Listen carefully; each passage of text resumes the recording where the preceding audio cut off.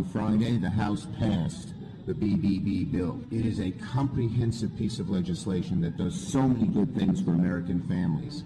And each part of it, if you look at each part, it's supported by Americans and New Yorkers. This is big, bold, and much needed change. When the government does big things, it's not easy. It takes a lot of work and a lot of negotiation, and it's made all the harder because our Republican friends are intransigent against this bill.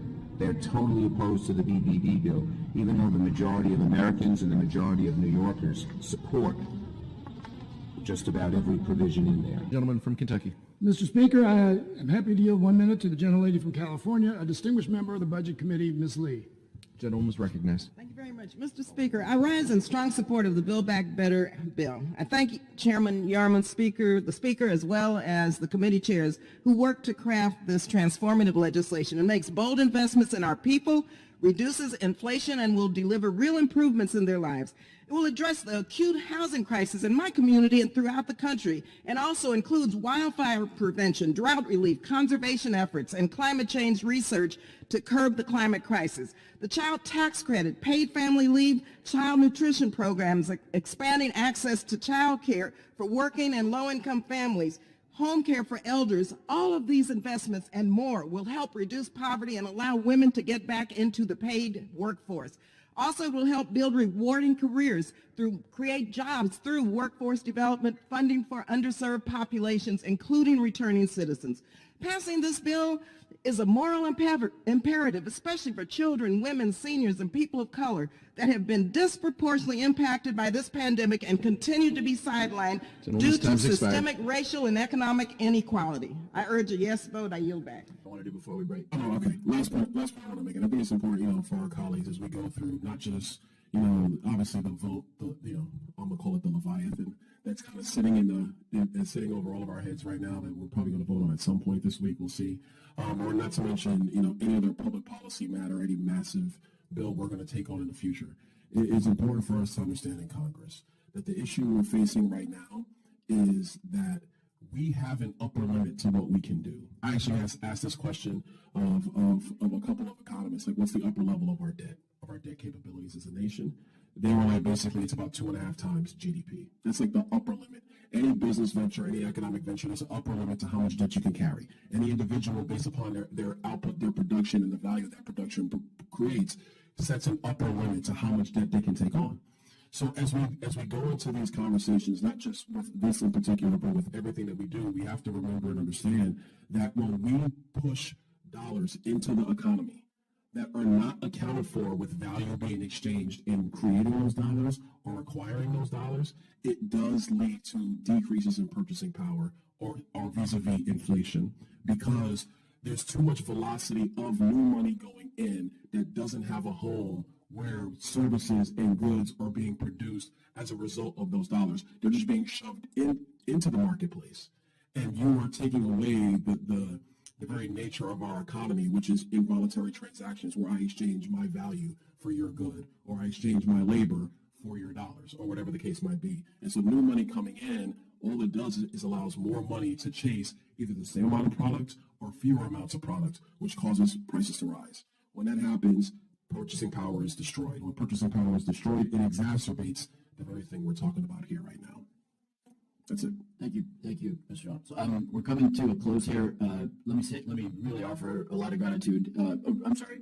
Did you want to do an intervention, Ms. Ocasio-Cortez? No, I would just say, as a quick counterpoint to that, is this is with the assumption that that kind of investment is going into our marketplaces, into our physical economy. But there is an enormous amount of spending. I mean, we saw this, I would argue, even last year with the CARES Act, in which there was an enormous amount of spending that was leveraged into $4 trillion into markets. And a lot of this injection of capital does not always meet or reach our real world economy into the purchase of goods and services. And so I would just say, it's important to add the caveat that not all spending and not all capital goes into the lived economy. And when we inject, whether it's bailouts or any other sort of form, that connection is not as direct. It's not to it's not to say that what you're saying is incorrect, but it's to say that there are important caveats here, and it's not necessarily. Friday was a historic day. The House passed significant legislation that will improve the economy for working people all across the United States while making our economy more competitive. And if we care about, the kind of economy we're going to see in the years to come and keeping costs low and helping families, this is exactly the legislation that we need to pass. And of course, as the president has promised all along, the bill is fully paid for, and it does not raise taxes on anyone making less than $400,000 a year.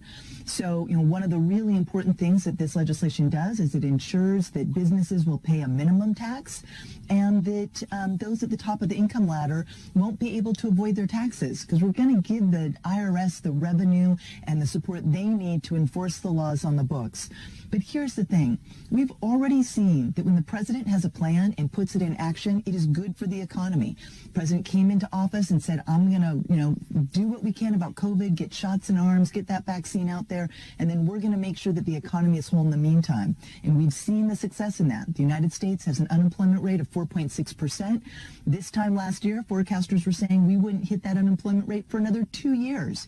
And so Build Back Better is another step in the president's economic agenda. Thank you. Absolutely. What are some of the most important things in the Build Back Better Act? What means the most to you? Well, I think the fact that we're talking about a bill that's going to lower the cost of child care, that's really important when we talk about the possibility of, and we hope certainly universal pre-K, so that our parents can get back into the workforce, the burden that's going to take off of elder care, so that those who take care of their parents will be able to do that and then also work.